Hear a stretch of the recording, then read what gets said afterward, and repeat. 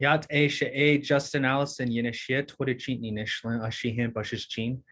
Hello, my name is Justin Allison, and I am from the Navajo tribe.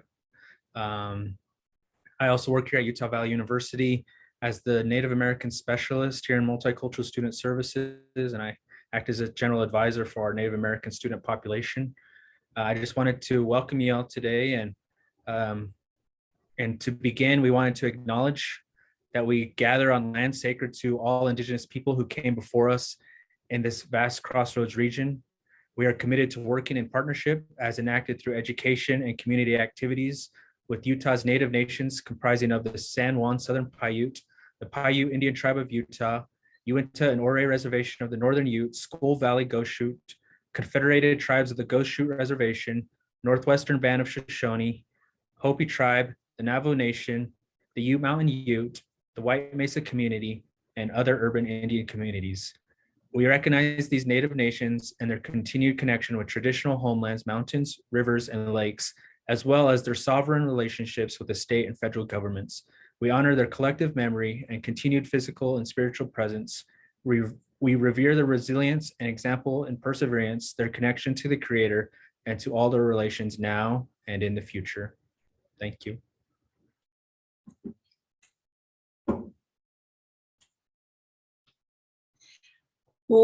Kia loi ka moa e le hua he leo hea hea e pai kana au. O ka haawina kana au ki pane I ka leo hali ka makani. O Hawaii ka aina uluehi ka aina Vaiola. O uta ka aina kuhia kia kua. Ua naue akua naue mai ua pane akue pane mai. Eia no mākou nei la ua hiki mai ho'i o la.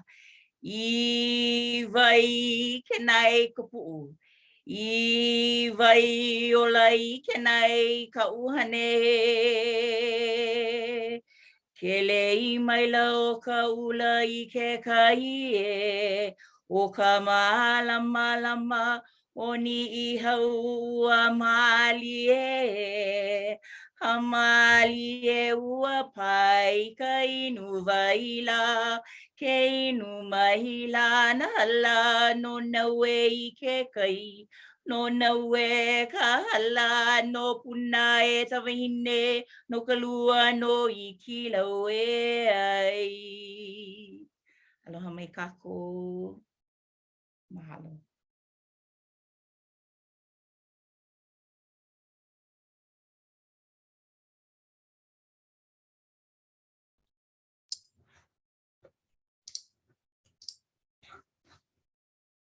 Welcome, everyone. First, I want to thank Leone Sanga for the oli. Leone is Utah Valley University's director for our Pacific Islander initiative, and I'm thankful for her presence here, not only in this virtual space, but on campus.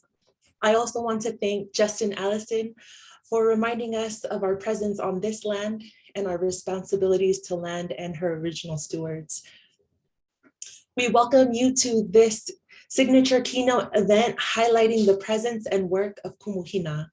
My name is Kehaulani Folau. I'm the Director of Diversity, Equity, Inclusion at Utah Valley University, as well as the Graduate Assistant for the University of Utah's Pacifica Scholars Institute.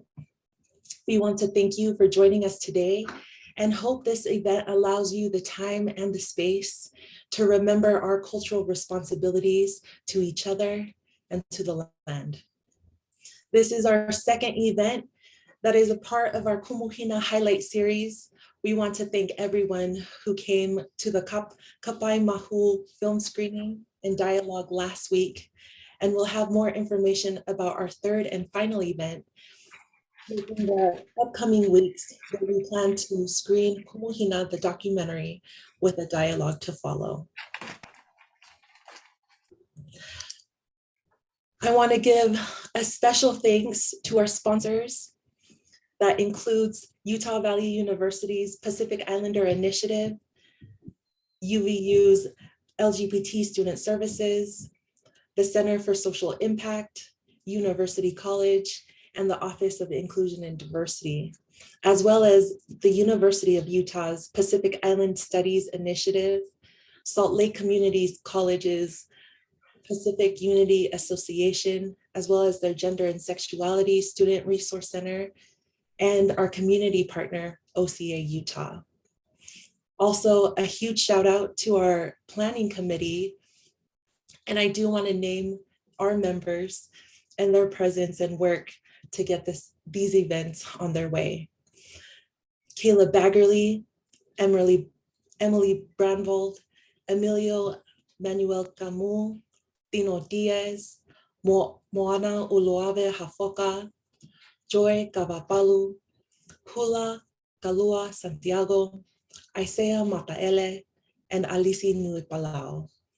Thank you for your work and for your continued presence in our institutions to remind us of our responsibilities.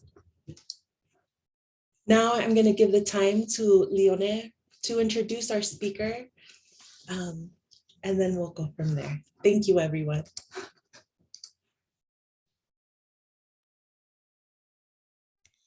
He kanaka mauli, he kumu, he loea, a he alaka I kaiaulu o hina le moana wangkalu. Wa hanau ia oia manu uanu makumokupuni o ahu. A hele kula oia I ke kula kie o Kamehameha. A ke kula nui o University of Hawaii ke kahi. Hina le moana wangkalu is a kanaka mauli, teacher, cultural practitioner, and community leader. Born in the Nu'uanu district of Oahu, Kumu Hina was educated at Kamehameha Schools and University of Hawaii. She was the founding member of Kuleana, a community organization established to improve the quality of life for Mahu, and served for 13 years as the director of culture at Halo Kumana, a Honolulu public charter school dedicated to using Native Hawaiian culture, history, and education as tools for developing and empowering the next generation of warrior scholars. Kumu Hina is currently a cultural advisor and leader in many community affairs and civic activities, including chair of the Oahu Island Burial Council, which oversees the management of Native Hawaiian burial sites and ancestral remains. In 2014, Hina announced her bid for a position on the Board of Office of Hawaiian Affairs, one of the first transgender candidates to run for statewide political office in the United States. Heleo mahalo nui a oe e Kumu Hina no ko huipu ana me mako I keia la. We're grateful to her for her virtual presence. Last week at the Kapaimahu film screening, Dialogue After included questions about language, identity, and genealogy. We've invited Kumu Hina to speak to the work she does that highlights the importance of our culture, our stories, and the education to remind us of our responsibilities. We welcome you, the audience, to post questions in the Q&A feature, as we will have time for questions after. Ikea manava, o oi no e Kumu Hina, kea ko manava, mahalo nui. Oh yeah, mahalo. Mahalo anu ia oe e Leone no tō leo ho kipa pono mea u, me tō leo aloha. Me nā mea meite ia pauloa au I howewe he mai no hoi ma anei.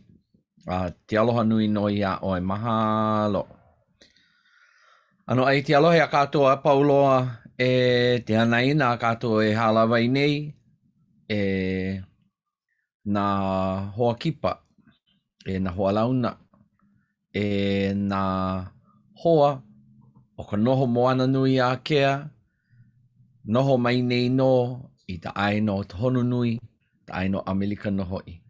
Te aloha nui noho I te ia autoa pauloa, ua uno o hina lei moana, wānkalu, te haawi aloha nei, mai tū o ne hānau o ia hoi, ta aino o ahu, ma anei.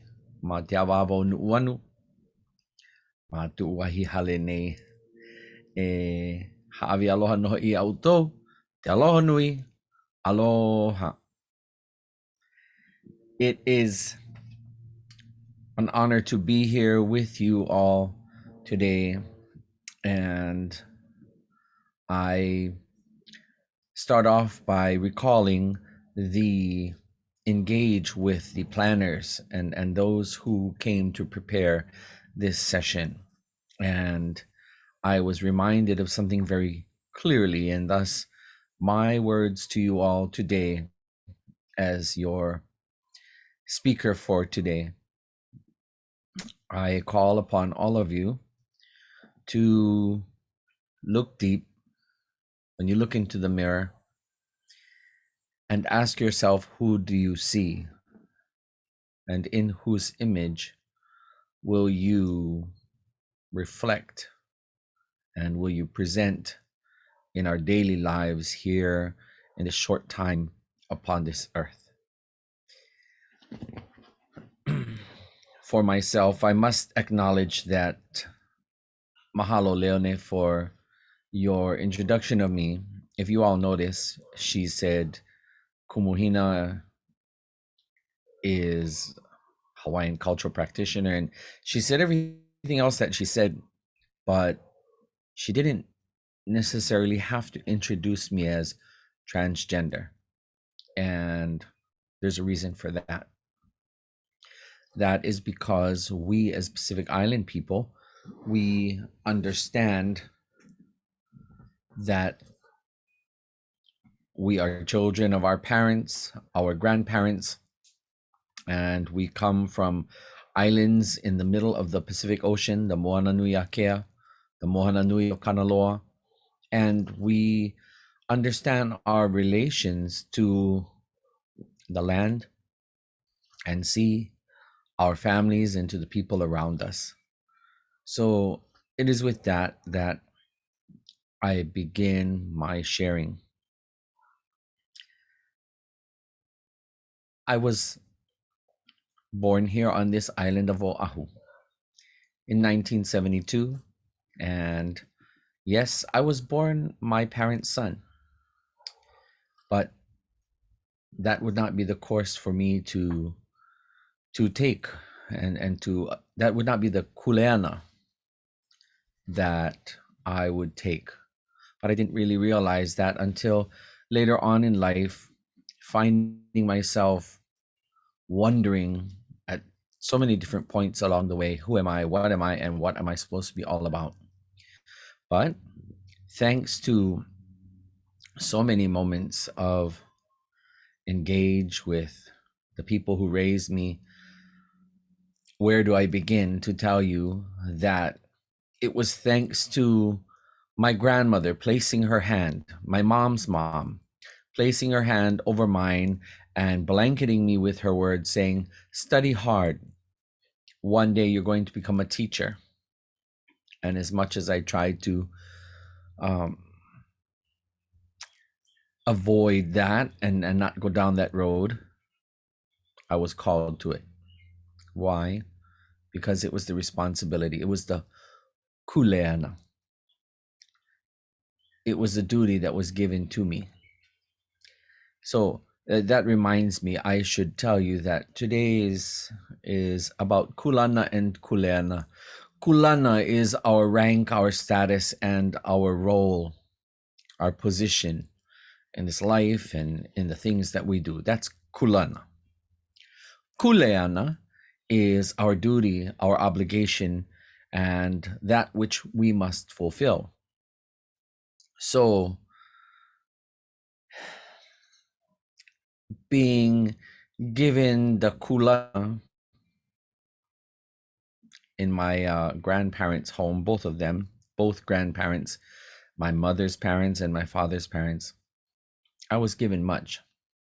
So my kulana on my mother's side of the family, I am the eldest mo'opuna, or the eldest grandchild, and therefore that came with much privilege. Being the eldest grandchild, I got the best of everything because I was always the first to get it, and I was very lucky. Little did I know that the words that say, for those whom are given much, much is expected. and I was given the world by my grandparents, and therefore I must give completely of myself to the causes that are presented before me. That is the kulana handed to me, bestowed upon me on my mother's side of the family. So, as the eldest Mo'opuna, I was expected to look after younger ones. I was expected to always be a role model. I was expected to study hard because I had to make something of myself. Sometimes I'm not sure what I've made of myself, but, well, we keep trying.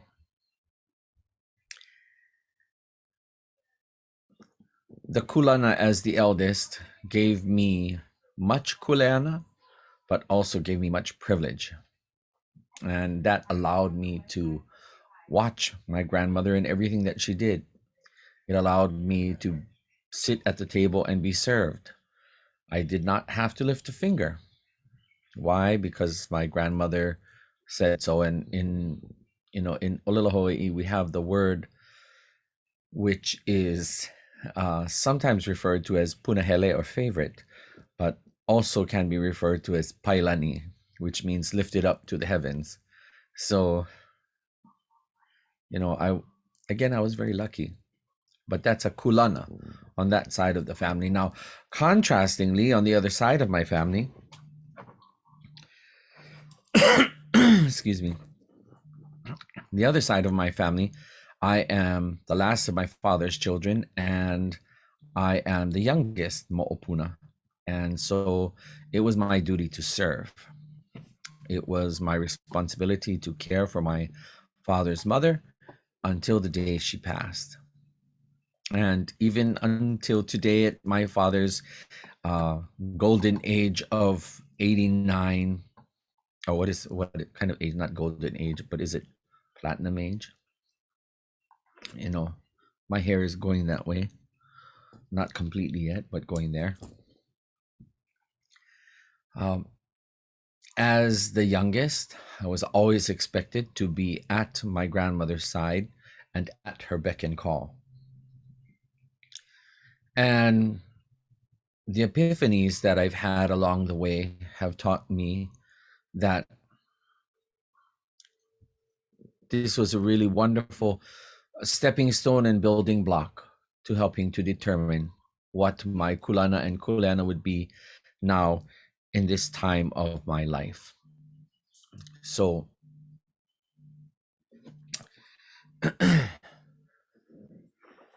can you imagine being at such different spectrum of the different extremes of the spectrum? So on the side of one family, I didn't have to lift a finger, and I could sit around and be waited on. And on the other side of the family, I had to labor and toil and serve.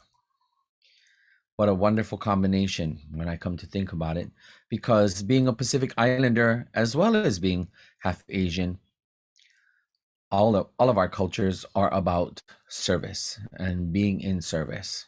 So again, kulana, no matter what our place and station is in the family, that's the kulana part. That's what we were assigned. And sometimes we can't help the order that we're in, but it always comes with a role for us. The kuleana part of it is, depending on the place that we hold, it also comes with certain kinds of jobs. And if we understand what those roles and responsibilities are, we might just make it a little better.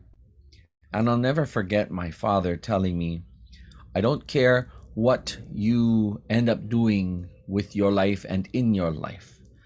All I expect of you is to take care of your grandmother and to finish school. Can you do that? And, well, sure enough, that's what I fulfilled, and that's what I was held to. My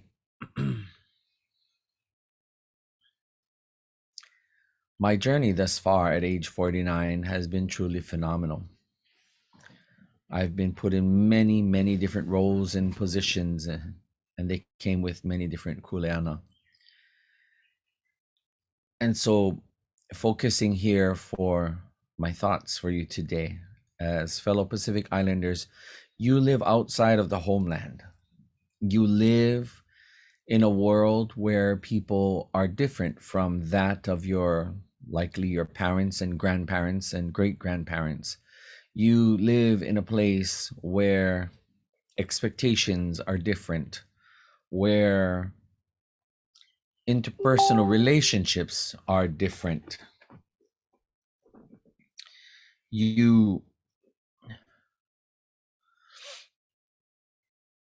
live in a world which is based on other values and other understandings. But I ask you now to journey with me back to the Pacific, back to the home islands, where no matter what island we come from, Tonga, Samoa, Tahiti, Tuvalu, Tokelau, Aotearoa, Rapa Nui, Hawaii, or any other place in the region where our people are from, we know that it is our custom to give and to be in service. We know that it is our culture to always think of others and remind ourselves continuously the self is not as important as the whole. So the self, you and I as individuals, are only as good, only as valuable, only as worth the time of day and the attention of our parents, our grandparents, and our families. All of this is only worth something if we have placed a value where the health, the well-being, and the happiness of others is placed before our own. This is quite interesting, however, because everyone will find themselves in their own context. And the ideal context is where the more you and I give of ourselves, the more we would find people giving back to us, and the more we would find people allowing us to be our authentic selves. And that's where it gets a little contentious. So, kulana and kuleana, back to my topic for the day. I call your attention now to a time when I had just graduated from high school, and age 17, being at the University of Hawaii, and I struggled so much with finding my own self and accepting my own self that I didn't really realize my friends had accepted me far earlier than I was able to do so for my own self. When I first tried to tell them that I was seeing someone, and obviously the person named Hinale Moana had yet to come into being. At that time, it was still Colin. And Colin sat in front of his friends and said that he was seeing someone and it wasn't a girl. And that individual was very afraid and very nervous and not able to accept that reality at that time. He thought that there wouldn't be acceptance. And he thought that he would lose friends. But to his surprise, his friend said, as long as the guy treats you right, we'll accept him. And if he doesn't do right by you, well, then we'll handle him. And that's what my friends. And I didn't mention my friends who they were. These were the boys that I played sports with. Football and canoe paddling. This was a circle of friends that I'm close to till today. And every time till today, in our late 40s, now heading on to 50, whenever one of them is having a gathering at their house or wants to get together, they always call the queen of the class. So I'm forever lucky. But I realized that the acceptance that they had of me was because I was that friend that they could rely on. I was the friend that drove everybody home when they drank too much. And I was that friend who helped them out with their homework or picked them up or bought something because I had money and they didn't. Of course, we all shared. But because I gave of myself and I cared more for the welfare and benefit of others, that was one of my earlier examples of understanding about the acceptance that comes to us as Pacific Islanders and sometimes Asians as well, is that when we give, we hope and anticipate that those around us would not necessarily have to give us the world, but to give us the respect and the space to exist. Fast forward to the passing of my grandmother, and she passed in my maybe mid-20s, heading out of my mid-20s. She passed and I had faithfully and dutifully served her needs. I fulfilled the kuleana, because why? The kuleana, the kulana of being my father's last child and being his child that grew up in his house, much was expected of me. My father made sure that I had nothing to want, much like how it was on my mom's side as the eldest. But in this case, I was the youngest. And so my father made sure that I had an allowance to eat what I would like to eat, go to the movies with friends, and made sure I had wheels to do it. But it came with a lot of responsibility. It meant that I had to be there for every mealtime for my grandmother. It meant that I had to give her a bath and do her hair every day. It meant that I had to sit at her feet and massage her every day. And it meant that I had to either stay home or come home from wherever I was if she wasn't feeling well or if she had some sort of issue being at home and being elderly. And that was my job. So great freedom, but with the kulana of having freedom comes the kuleana of duty. So, my father gave me much, and I had to in turn give much back. But it's probably the best example that I could recall where I did everything that he expected me to do. And when he watched his son transition into his daughter, he did not say one word. He watched it all in front of his eyes unfold. Not once did he ever make me feel less than. And he always gave me that space. He even let me move my very first long-term relationship in the house with me, and I didn't even ask because I guess I felt I was so entitled because I did everything in the house. And my father allowed me the freedom to do that. Although he did remind me, he said he was still the man of the house. and did a drop the mic. He said, the next time you think that you're moving somebody up in my house, you better remember that I'm still the man of this house, and walked away. And he was right. But my father always gave me the space.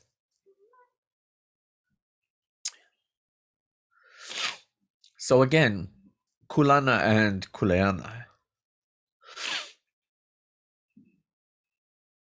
Fast forward, I availed myself to care for my Hanai mother. Had two, one from Tonga and one from Niihau. And in both of their situations, I availed myself as much as I could to the needs that were before me. Helped my mother to take care of my grandmother, and now my mother is in my care. So at age 49, it didn't matter my kulana at this stage. Doesn't matter whether I was born my family's son or I am now their daughter. The kuleana does not change. The kuleana is as it will be and is as needs to be. So the kuleana is that at this current point in my life, it is my mother's turn to need, and it is her privilege and her right to need on me. And therefore, it is my duty to fulfill that need. I have been given the privilege and the honor to look after my mother.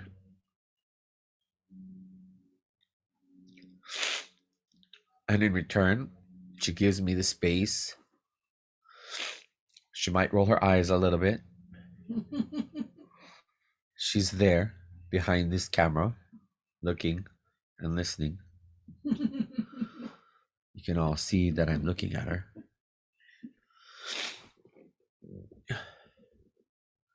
She'll just give the eye roll and shake her head, but that's about it. She gives me the space to exist and to still have some semblance of a life. So again, everyone, all of you Pacific Islanders, as you look to define your world and as you look to determining who you are and articulating what you are all about, my question to you will be, will you be the island person, or will you be the Western-oriented, capitalist economy grounded individual whom focuses on the stereotypical American values of individualism and capitalism and being all that you can be for yourself? Or will you rely on the time-tested and proven true to our heritage, no matter what island we come from? Will you avail yourself to what that means? And are you willing to see yourself within that framework? Because within that framework, there's a great amount of kuleana, but there's also great potential for the kulana that you will hold. The more you give, the more you serve, the more you will be appreciated, ideally. Now, that's not taking into account that many of our family and friends around us may have already assimilated into Western American culture. But that's a choice, I believe. It is a choice, and we must know time and a place to be true to our heritage, and a time and a place to adjust ourselves for the moment when interacting with others who may not understand us on the level of who we are for our culture. Again, kulana, our rank, role, and status, and our kuleana, our duty and our obligation, our responsibility. What, my fellow Pacific Islanders, will you do? Will you avail yourself to care for your parents or your grandparents? Will you avail yourself to avoid that night of going out with your friends and instead make it a priority to show up for a family event or a family need? Will you be perceptive enough to look, observe, and to think and to process? And before you make your decision, or even if you've already made a decision, will you adjust it and alter it because you're going to forego serving yourself and your desires and wants, and you're going to consider serving the wants and needs of others? It's a delicate balance that only you can determine, but it is a balance that doesn't have to always be the Western-oriented balance that you might be familiar with. Kulana and kuleana. Your role and responsibility. So if you know your role, then you have the greatest capacity to roll in the way that you wish. Don't quote me. Don't hold it to me, because I can't guarantee you, but in my case, it worked. On the Hawaiian side and the Asian side, the Chinese side, and also as someone who has been greatly influenced by both Ni'ihau and Tonga communities, it is all the same. Availing myself to the service of others and to their needs, and placing them all before my own self-serving interests. It has been my every blessing, and I continue to reap from it as we speak or as we engage. And with that, I can say that I am happy where I am in my life, and I am blessed. And that is how the son that became daughter to the family, granddaughter to the grandparents, became sister and aunt to others in the family. That is how Hinale Moana is able to come to you today. With that, I should look to perhaps this may be a time for asking our organizers if there's anything that I might have missed in our engage today before we move on to question and answer. Kehaulani, perhaps? Mahalo nui, Kumu Hina. Mahalo.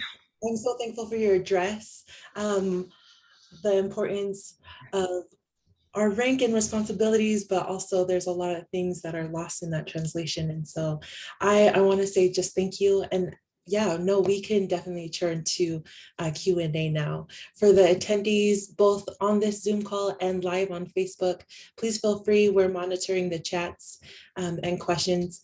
But during this portion, our students, Joy and Kayla, will be in dialogue with you. And so I'll go.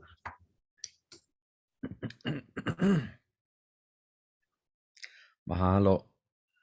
Thank you again, Kumu Hina, for sharing your wisdom and your insights. It's such an honor as a younger person, younger Pacifica person who's living in the diaspora, to hear the words and wisdom that you have to share with us. So again, I want to echo Kehaus, thank you for your time and for sharing so many great things. Along those similar line of connecting back to our roots and how we can foster that connection, that kuleana, wherever we are. And with whomever we are surrounded by. A question that we have that came in from our attendees today is, oftentimes kuleana and responsibilities do not mean the same thing because things are lost in translation. And last week we had the privilege of screening your short animated film, Kape Mahu. And so we were wondering, or the attendees were wondering, what was the process of translating the Hawaiian language to English? And what kind of difficulties came up, and were you able to find equivalent terms? Oh, lovely question. Mahalo. Kapai Mahu, my animated short film, is a work that represents more a prevailing thought and understanding more than the individual project. On the greater level, it is essential for our people to tell our stories, to relate the accounts of our history, to relate elements of even the larger than life stories. For example, in Hawaii, we have Kukane Lono Kanaloa, Pele, Hina, and Haumea, and many other names that teach us valuable lessons from our history and our way of life. Thus, we know where we go because we know where we come from. In Tonga, we have the stories of Tangaloa, Maui, the stories of Hina. There are so many different whananga and talatupua. For those of you, I'm sure that there are Tongans here on this, or who will see this. Likewise, in Samoa, you have the same names, Tangaloa, and you have Sina, and you have many other stories, the shark and the turtle, and you have the stories of the islands. All of our Pacific Island groups, all of our Polynesian legends are not what the Palangi or what the Haole people would call fable or make-believe stories. They're actually histories that through time and space have become larger than life, but they come with the salient truths and the salient elements that make us who we are. So your question of translating Hawaiian to English, the key is that you have to know your language. You have to know the dialect of the islands that you come from. And as far as, is there a word, or are there exact equivalents from one culture to the next? No, there isn't. So the term mahu, for example, mahu is not a term that is easily grasped necessarily by Western people, because Western people like to put things in categories and divisions and delineate things and look at it in such a way that it's clear cut. But little did they know that the true 50 Shades of Grey exist sometimes within the realm of the Pacific, where there's much room for us to be our own articulation of ourselves. Yeah, so for the word mahu, when you look at the academic reference to the term mahu, you find the definition that says a male who assimilates his manner and or dress to that of a female. But that's a very shallow definition of the term mahu. When you really break it down and you examine it from the perspective of a Pacific Islander, you will see that there's always have to be a duality. There's always a balance, right? No matter what island culture you come from, there is a division of power and there's balance. You don't just have one side or the other.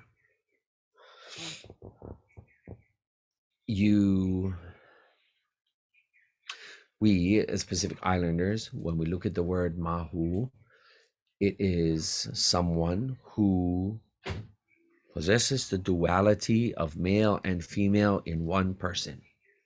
Why? Because it's about the spirit of the person.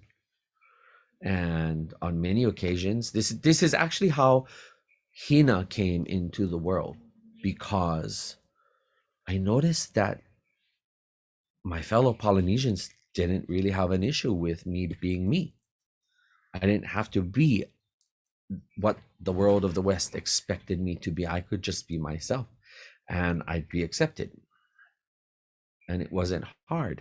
It wasn't hard to be known for me and what I wanted me to be. It wasn't difficult for me to have company and to have a relationship. What was a challenge was how open that relationship would be, but that's for another day. Mahu, it has so much more depth, but how do you translate that? Because your question to me was translating from Hawaiian to English. Well, there are certain things I don't need to translate, and there are certain things that I don't need to have to reconcile. And I'm okay with that. So the slight difference between myself perhaps and the rest of you is that I'm in my homeland. I'm in my mainland. I never refer to that place that you all live in as the mainland, because that's not my mainland. This Hawaii is my mainland. And I'd sooner call my main ocean anywhere in the Pacific. I'd feel much more at home and much more at ease, because as long as I pick up on the dialect of the island, I'll be fine.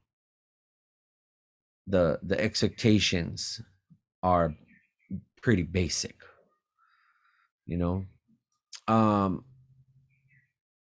perhaps this is getting a little too academic articulate, but again, your question about translation, before you can even worry about a translation, you must know your language, because our language is what helps to define us and what helps us to retain our identity. If you want to see yourself in the framework and from the perspective of who we are as our own people, then do your best to learn Tongan, Samoan, Hawaiian, whatever dialect you have from your family. Thank you so much for sharing that. I think, your emphasis on learning our native tongues and using that as a way to connect with our culture and who we are and our roots really is powerful, and it really lends itself well to another question that we've received from the audience. Kayla, if you want to go ahead and share that one. Hi, Kumu Hina. I just want to reflect thanks and gratitude for you speaking with us today. I've really enjoyed learning from you, and I'm sure many of our attendees feel the same. Yes, the answer to that question was perfect lead into the next question we have from our attendees, which is, what advice do you have for those who do not know their native tongue or language and are struggling to find the terms to define their experience? Mahalo.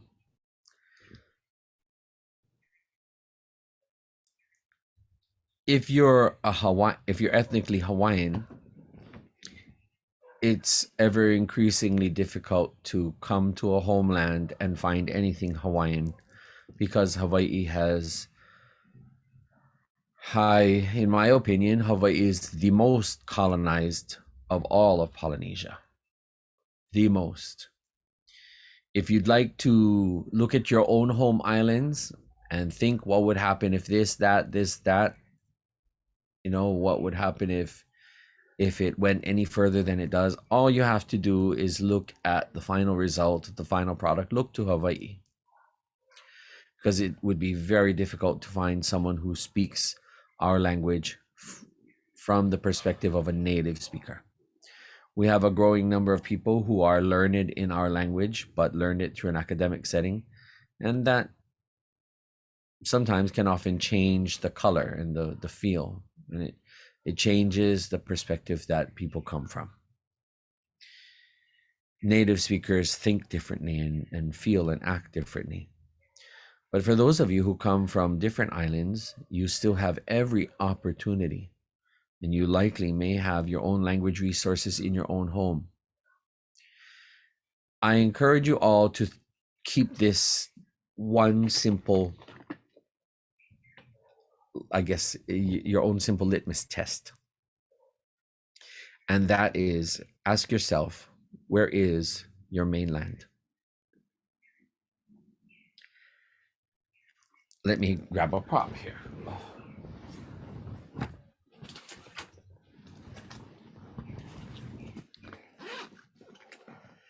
Here we are.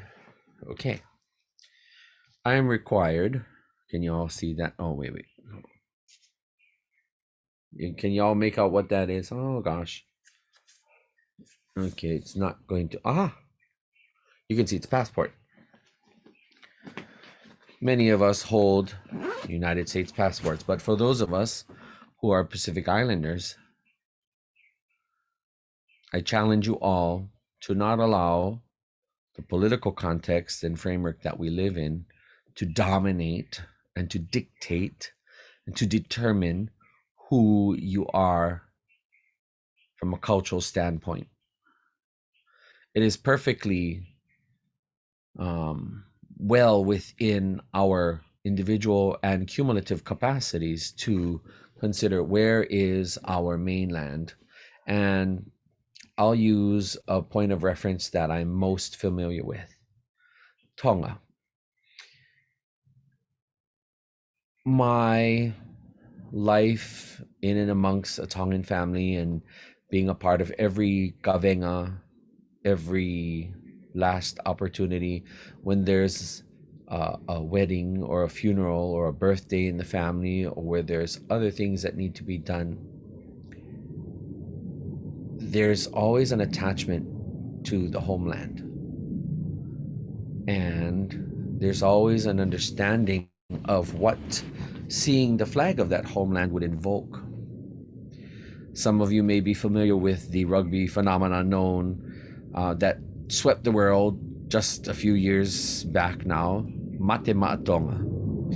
And wherever Mate Maatonga went, the rugby team stirred the hearts and minds and the spirits of all the Tongans and Tongan rugby supporters around the world. And we would watch as an entire stadium would be filled with a sea of red and white, and you could hear when the entire audience would sing.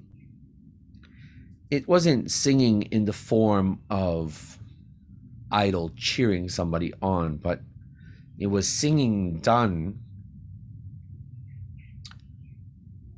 This is some true patriotism and true love of land and culture and people, is to hear a song in your language, and a song that is so associated with the values and the mindset and the orientation. When you hear Eiki koe o whāau, koe moana loloto, and you would hear the entire audience sing. And it was to remind the players who they are, was to remind them, do not give up. It was to remind them that they had the love and support of their people. It was to remind them that they played the game for the dignity and honor of the flag.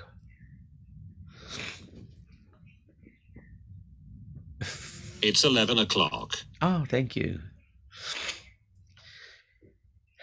So the combination of me personally, Hinale Moana, here on this presentation with you today, I from my birth heritage come from islands that are the most colonized. But I'm influenced by the most patriotic of all of Polynesia, I think. And so that's how I've translated the guiding principles and the guiding light of what I do and why I do to influence and inform my journey. So I challenge you all, and this is towards your question. Consider, where is your mainland? And for those of you who are Tongan or Samoan, you know that your families send money home like you can't believe.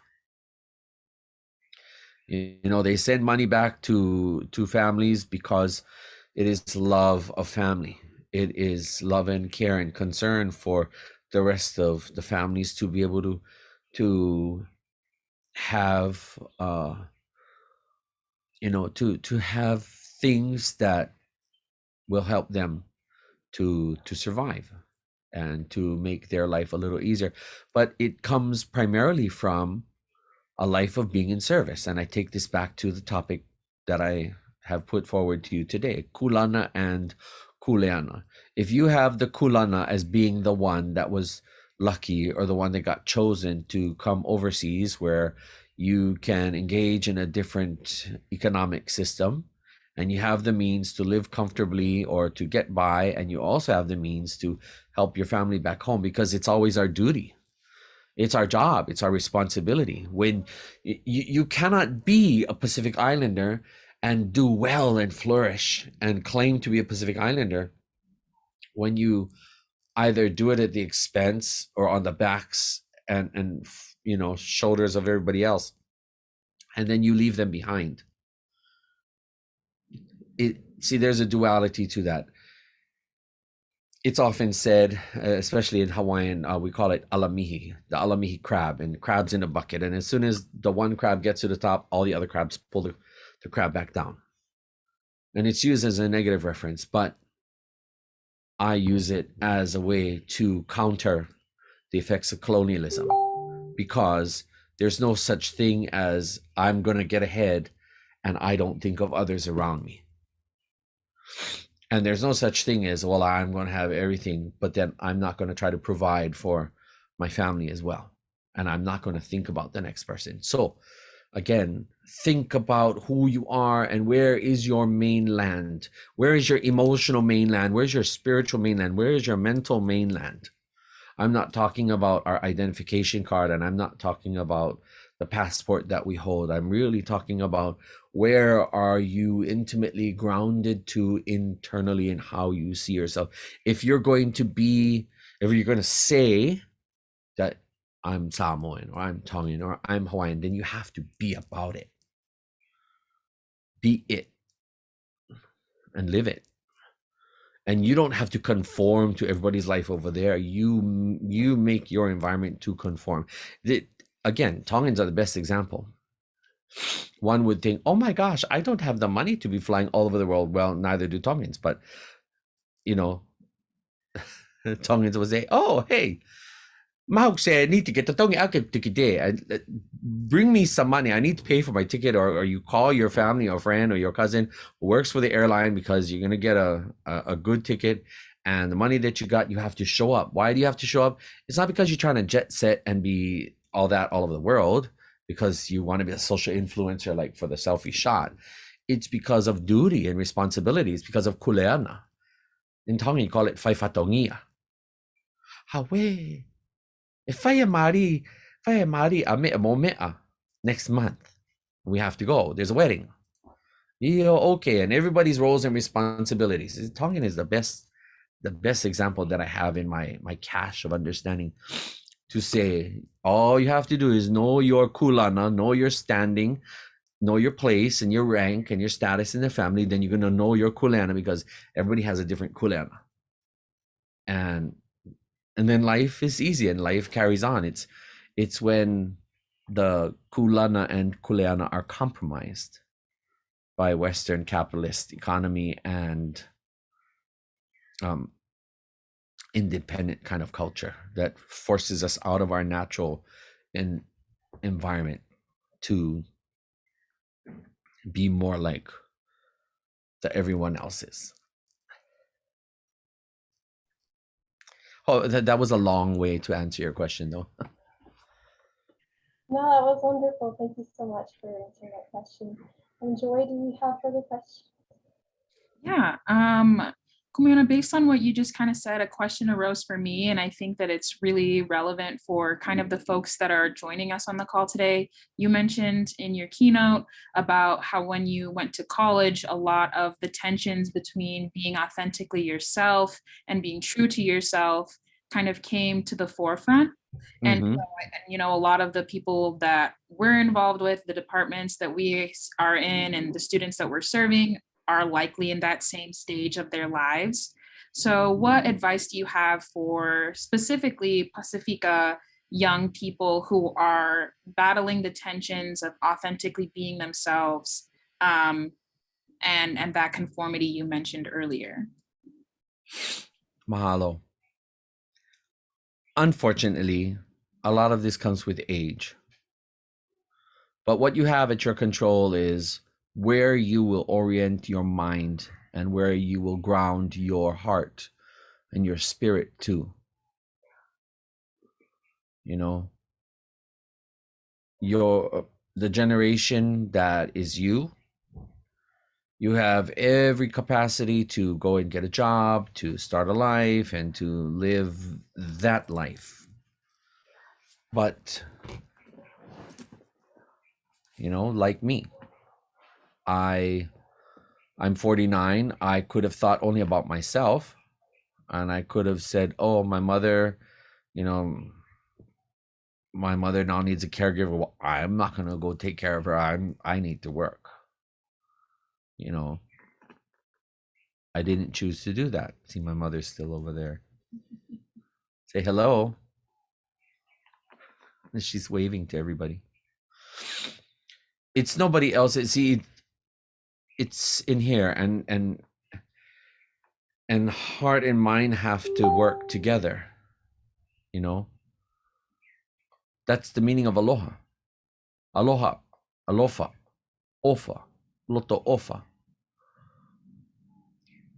When we think of what the term aloha or its other Polynesian cognate is, it is love, but it comes with much respect. It comes with humility. It comes with duty and responsibility. How can I say I have aloha for my mother? Oh, I love my mother. Ha, crap. That's false. If I say I love my mother, but I couldn't sacrifice of myself. It is false if I say, oh, well, I know my mom needs this, but, you know, I'm just going to send her to a care home. That's not Pacific Island way. That's not Asian way. My mother sacrificed over 10 years of her life to care for her mother, and that's just what needed to be done. And she accepted it readily, wholeheartedly, and it's like that. Didn't give a second thought about it. And when my mother had a stroke in 2015, you know, my marriage at the time, you're going to watch Kumu Hina next week. Is that right? Did I hear correctly? Okay. Well, that marriage and that husband was slowly inching its way towards the door, but taking my mother on, I chose my mother over my husband. Why? Because my mother had no one else. And I wouldn't have had to choose one or the other. But my husband's choices and his ways and what he chose for himself made me choose. See, a true blue Polynesian can make it all work. You can take care of your parents and you can still have somebody else on your side. The ideal is he should have, would have, could have helped me. Excuse me. That is what would have been the ideal. So for you folks out there who are, you polys out there and anyone else who wants to look at poly life and say, oh, how can I let poly life influence me even though I might not be ethnically of that heritage? Easy. Follow and do as they do, as we do. So, yeah, my husband decided to be the kind of personality that made me choose, so I chose. Sorry, you're out, dude. Bye-bye.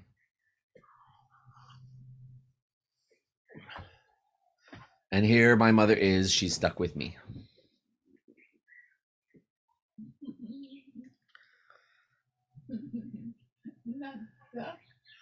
Oh, did you hear her? She said not stuck.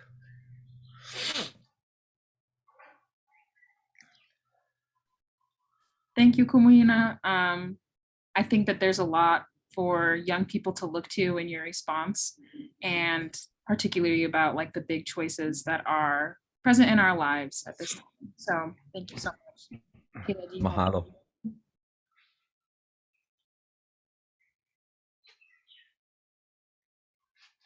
Any other question? I can pose the other another question that we've received. So, and it's kind of going along the same veins of what you just talked about, but the other kind of tensions that I've noticed, a lot of us here in the diaspora are battling, and also on the homeland, but is how do you navigate the tensions that arise from colonization when you're trying to fulfill those kuleana to your people? It's not an issue. I can say it in a couple of ways. Let me go to the Tongan way first. Pehe me ha be me o te pehe me o sai me o whakaamu gai ke hoko.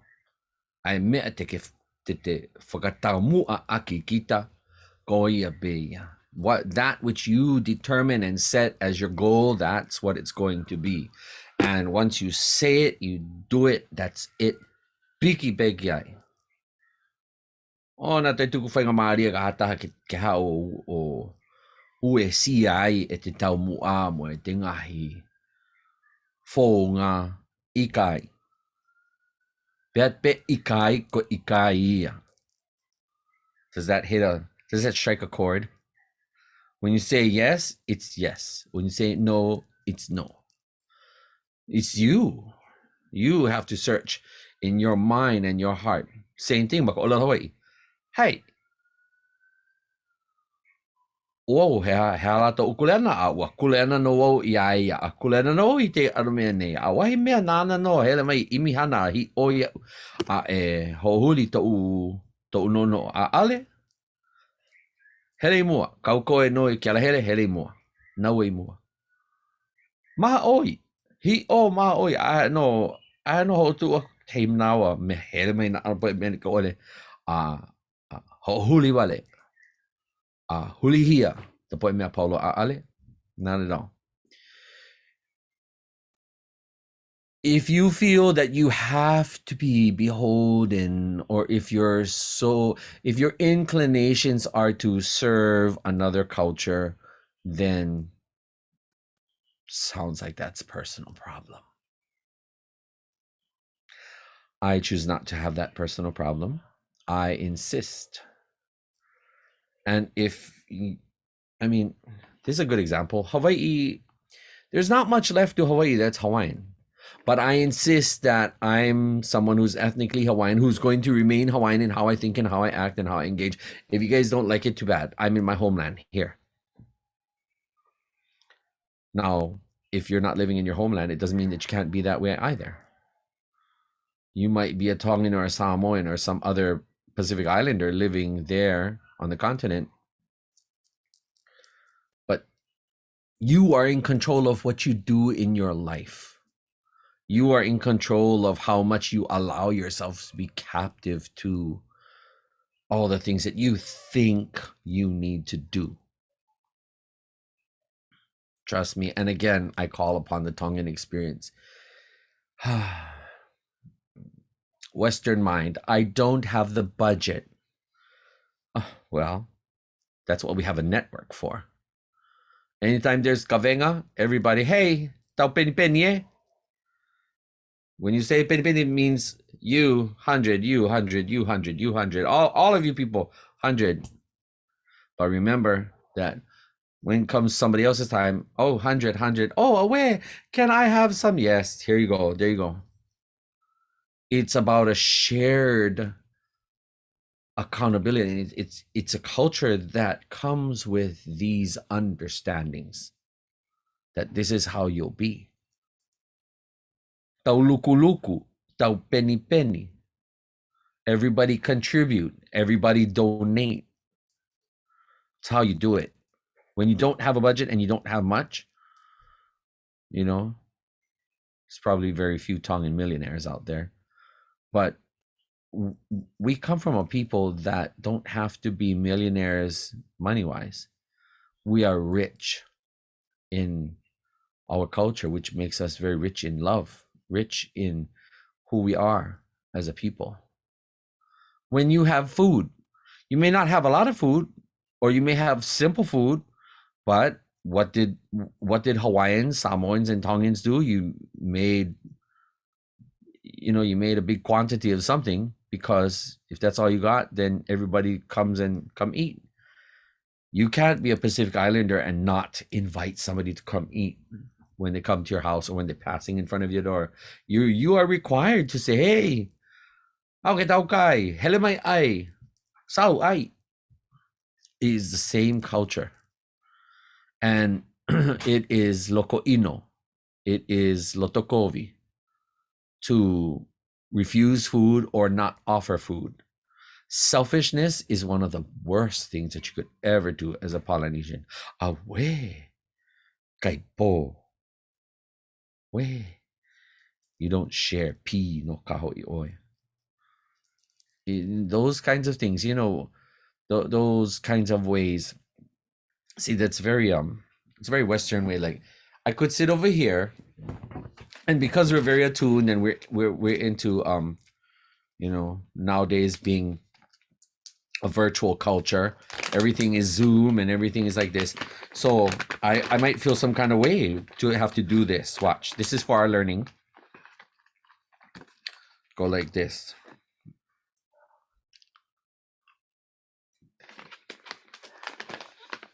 Not good to eat in front of everybody. So what do I have to do? I'm eating. And I say, hey, you guys come eat here, have some. Even if we're virtual, I have to offer it. It's the idea. I have to offer it because I have to think. Say, I'm so sorry you guys are so far away, but here, I'm giving it to you virtually to demonstrate that you still know how to think of other people. And you still offer it. It's the heart. So what does that tell you you have at your capacity to do? See? What other question do you have?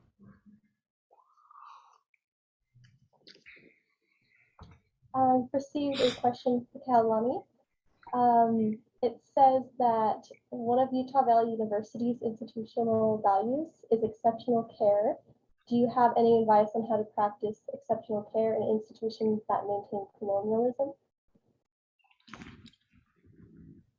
What does this question mean? Can you break it down? Like, can you give me? How would you like to add to that? Yeah, I can. So I'm really curious. I came to the institution I'm working at now because I was curious on how they practiced exceptional care to include. But oftentimes when we talk about inclusion, we talk about settler logics of inclusion. Thank you very much. And so often, so I work in an office that is determined to include, but I struggle because there's settler logics, whether it's race, gender, sexuality, a lot of the terms that they use are still maintain the systems that we're trying to fight. And so I think I'm struggling on how to practice this value of exceptional care when I'm coming up against a system that insists on using these terms that I don't really align with. But I don't know if I fleshed it out, but I think I'm just. Yes, you did. So it depends on who you are. Okay. Now, in my case, Kumu Hina has developed a reputation. Kumu Hina doesn't answer to anyone unless, of course, I have great respect for you. So in my family setting, I may not like what my mother says, but, you know, I have to respect my mother and allow her to feel how she feels. The understanding is that even though I'm the one who's responsible and in charge of the household, I still have to cater and defer to my mother as much as possible because she's my mother. It's not about whether I like it or not. It's not about whether I like how she feels or what she says. I have to show some respect. In the case of my work,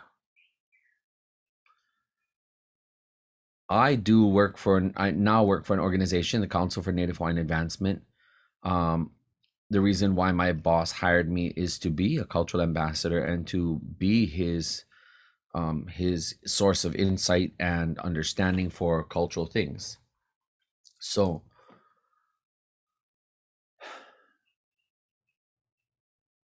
I have to approach anything and everything that I do as I'm the one who's going to be required to step myself up and be about it and insist. And I have to challenge it. Sometimes challenging something is looked at as disrespectful. But in this case, it's not meant to be disrespectful. You know, especially perhaps in Kehaulani's case, you must challenge intellectually, academically. Do not go to a place of emotion. Do not get frustrated and do not give up. Go to a place of logic and think. And think of how to turn an academic system that you currently operate in and teach. And simply say, well, it stands to great reason that if this, then this, that we have to be consistent. If the department that I work for purports this, if the college that I work for endorses this, and we promote and perpetuate this, then we therefore must align ourselves in certain ways. Here's how. And you go right down the line, bang, bang, bang, bang. But you have to go head to head, toe to toe, academically and intellectually with those whom are in positions of power until you find yourself in that position of power to execute in the way that you feel is necessary. So in my own situations, I have been in positions of both leadership and positions where I needed to follow somebody else. There's a good example. I recently left the Office of Hawaiian Affairs, and my fellow colleagues, many of them were very dismayed by I'm sorry, Leone. Many people were challenged to accept the changes that came, and everybody was going to be either having to reapply for a position or they were going to be released. And we all knew that this was coming. And I chose to say, okay, thank you. You have informed me that this is our fate. This is our future. I accept it. You're in charge. It's not a matter of whether I liked the decision that was made. It's not a matter of whether I agreed with it or whether I had an opinion about it. I realized that from the top down, the decision was made. This is what's going to come down the pike, and okay, I can choose to have an attitude of deal with it because I certainly wasn't in a position to change it, or I'm going to go about challenging it in a way that was going to be productive. I felt that in my case, I wasn't needing to challenge anything. I simply said, mahalo. Thank you for the opportunity. Wish the organization well. Aloha. That's it. Now, when I'm in charge, you can guaranteed be sure that I'll tell you what I think, I'll tell you what I want and what I expect. And that's that. You don't like it? You can let me know your thoughts, but come correctly, and then I'll consider it. So the question for you, perhaps, Kehaulani, is, are you in a position of authority? Okay, if the answer is no, then conduct yourself from the place of authority. You, all of you, all of you can come from a place internally that you have, like I said, be about it.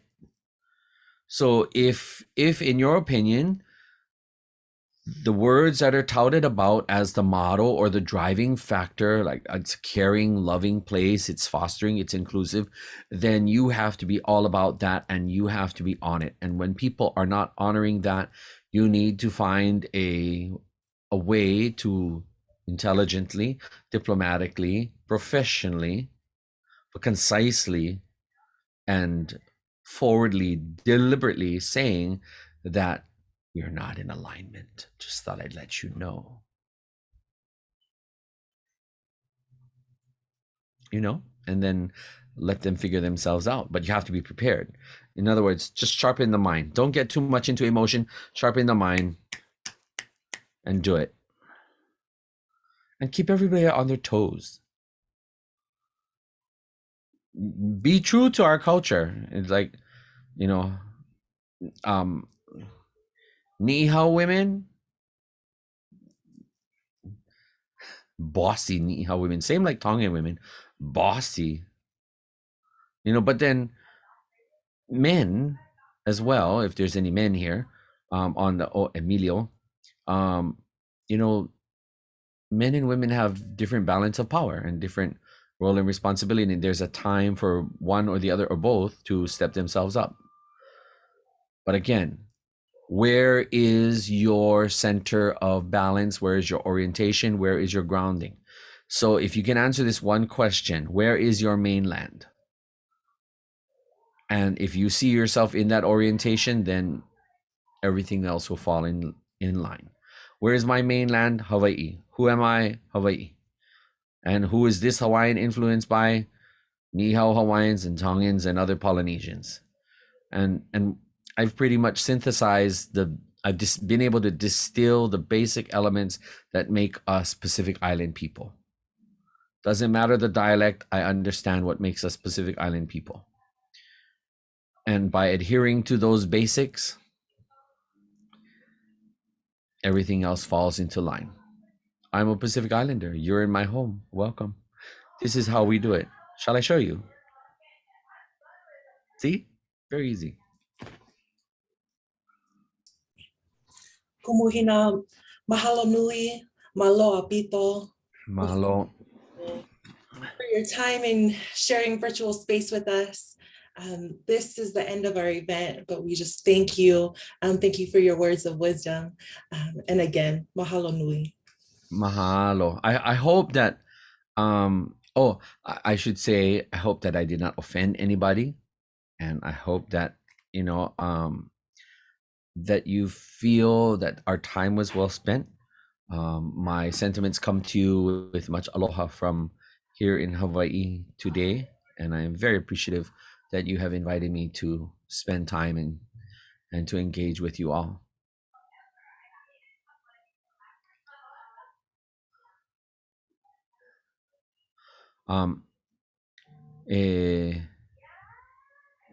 Tugot biha agile famalo fafeta iki he otuo langi tau mawhainga Māori he ahoni ke tau inasi he manawa mo ui whaki mai me olunga.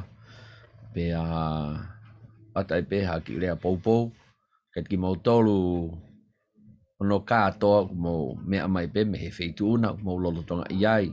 Mahalo e tau pe vahe aki ai ngahi mahino, ngahi ilo o tau tolu kau nofo ailani, kakai o Pasifiki. Ko mātu ak whiwhia, homo tali lele iau, homo whakawhe iau, ke o kau atai pe mo au i he tau polokalamani he ahoni.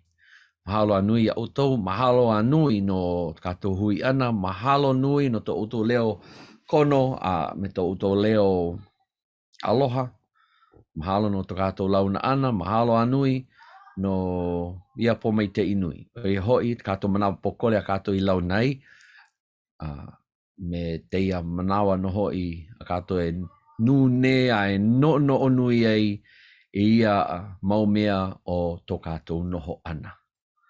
Tau manao aloha hoi te e outou me tau mahalo, mahalo, mahalo, mahalo. Aloha.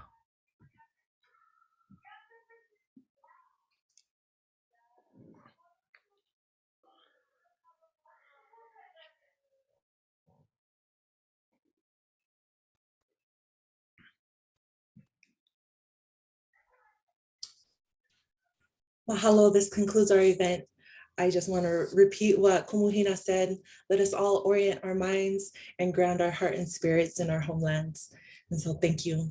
Thank you, everyone. Have a great rest of the day.